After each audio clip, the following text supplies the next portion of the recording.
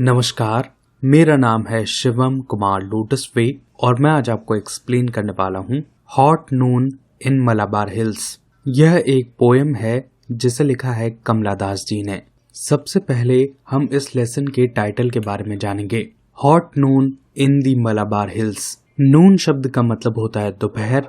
Malabar hills एक जगह का नाम है जो कि प्रेजेंटली केरला का थिस्सूर डिस्ट्रिक्ट है, जिसे पहले मलाबार या फिर मल्लापुरम डिस्ट्रिक्ट के नाम से जाना जाता था। आप सभी इसे मलाबार हिल्स, जो कि मुंबई का एक जाना माना इलाका है, उससे आप इसे कंफ्यूज मत कीजिएगा। तो इस लेसन के टाइटल का मीनिंग होगा मलाबार हिल्स की गर्म दोपहरें।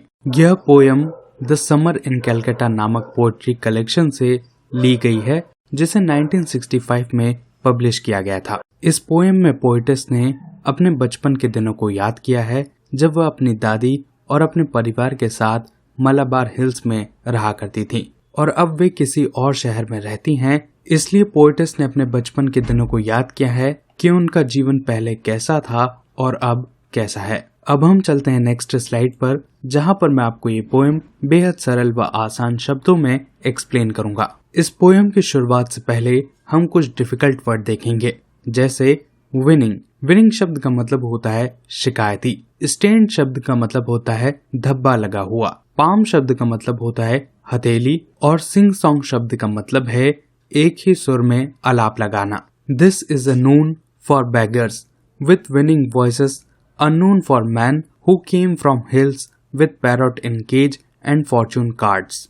पोएटेस फर्स्ट लाइन में ये कहती है, ये दोपहर उन भिखारियों की थी जिनकी आवाजों में शिकायतीपन था।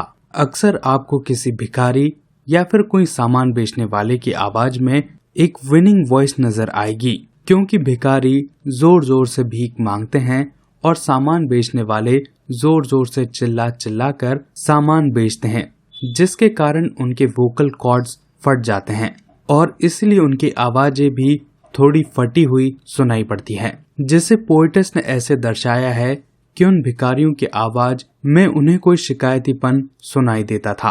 A noon for man who came from hills. ये दोपहर थी उन लोगों की जो पर्वतों और पहाड़ों से आए थे। With parrot in a cage and fortune cards all stained with time. अब पोएटेस ने उन लोगों के बारे में थोड़ा डिस्क्रिप्शन हमें यहाँ पर दिया है। पोएटेस ये कहती हैं कि वे लोग तोतों को पिंजरे में लाए हैं और उनके पास भविष्य बताने वाले कार्ड्स हैं, जिन पर समय के साथ धब्बे लग गए हैं। पुराने समय में अक्सर लोग तोतों के जरिए लोगों का भविष्य बताते थे। तोता कोई एक कार्ड उठाता था और उस कार्ड को देखकर आदमी लोगों का भविष्य बताता था।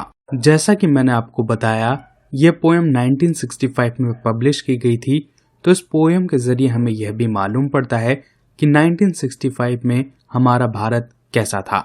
फॉर ब्राउन कोरावा girls with old eyes who read palm in the light sing song voices। Poetess ने इन लाइन में कुरावा लड़कियों के बारे में बात की है। कुरावा कम्युनिटी तमिलनाडु और केरल की कम्युनिटी है। यह एक जनजाति आदिवासी समाज है। इनका मुख्य कार्य लोगों का भविष्य बताना होता है। कुरावा गर्ल्स का पहला डिस्क्रिप्शन पोएटेस ने ऐसा दिया है कि कुरावा लड़कियों का रंग भूरा है और उनकी आंखें पुरानी हैं। इसका कारण यह है कि वह लड़कियां अपनी आंखों से ज्यादा काम लेती हैं, इसलिए उनकी आंखें बूढ़ी नजर आती हैं। वह कुरावा लड़कियां लोगों की हथेलियां पढ़ रही हैं और साथ ही साथ एक ही आलाप में मंद गति से अपना गाना भी गा रही हैं। अब हम चलते हैं नेक्स्ट स्लाइड पर। क्लैम्बर्ड शब्द का मतलब होता है चढ़ना।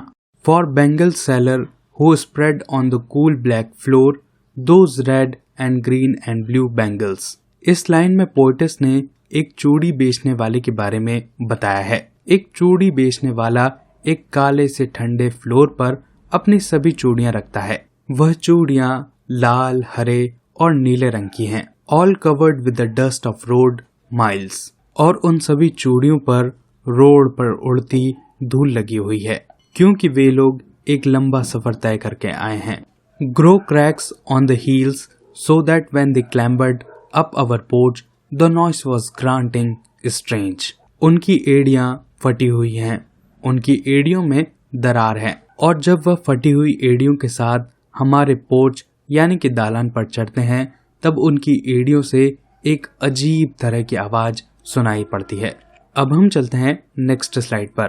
ड्रैप्स का मतलब होता है पर्दा, पियर इन यानी कि झांकना, ब्रिम यानी कि कगार, यर्निंगली मतलब तड़प से, ब्रिक लेड वॉल का मतलब होता है ईंटों का बना हुआ कुआं, यानी कि वह कुआं जिसके आसपास की बाउंड्री ईंटों द्वारा बनाई जाती है। This is a noon for strangers who part the window drape and peer in, their hot eye brimming with the sun, not seeing a thing, shadowy rooms and turn away and look so yearningly at the brick laid well। Poetess कहती हैं ये दोपहर अजनबियों से भरी थी। The window drapes and peer in।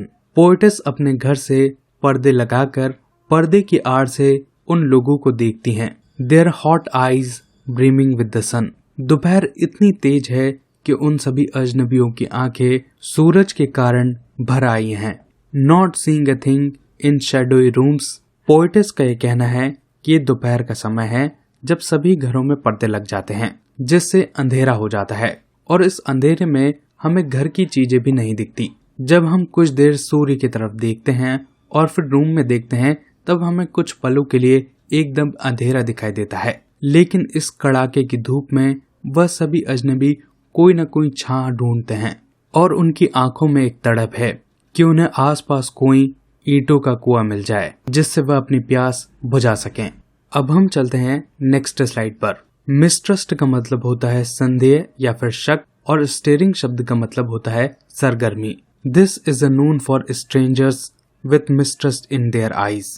Poetess इस line में कहती है ये दोपहर उन अजनबियों की है जिनकी आंखों में कोई संदेह है, कोई शक है।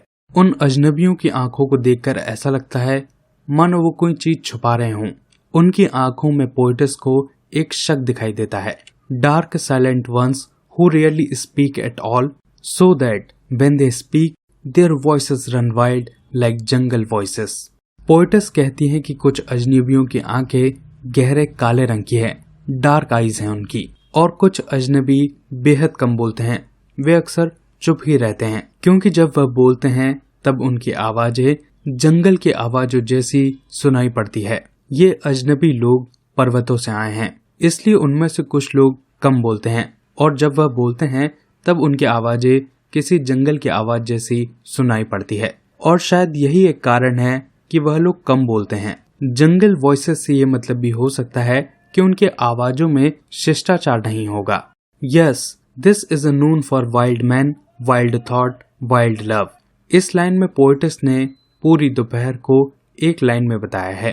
पोएटेस ये कहती हैं कि ये दोपहर जंगली आदमियों, जंगली विचारों और जंगली प्यार से भरी हुई हैं क्योंकि उनके घर के आसपास कई सारे लोग जंगल से आते हैं और वह दिन भर अपनी भाषा में बात करते होंगे जिसे पोएटेस ने बहुत ही प्यारा बताया है। To be here far away is torture. Poetess अब ये कहती हैं कि वे उन सभी चीजों से अब बहुत दूर हैं, वे फार अवे हैं और इसीलिए वे ये कहती हैं कि उनका दूर होना किसी टॉर्चर के समान है। उन्हें ऐसा लगता है कि उन्हें कोई सता रहा है। Wild feet steering up the dust this hot Noon at my home in Malabar. Poetess ये कहती है कि इन दोपहरियों में भी मेरे मलाबार के घर में जंगली पैरों में धूल लगी होगी और वह सरगर्मी के साथ चल रहे होंगे। ये बात है 1965 की। तो उस समय जो लोग जंगलों से सामान बेचने आते थे वह लोग अपने पैरों में चप्पल नहीं पहनते थे और इसीलिए उनके पैरों में धूल लग जाती थी।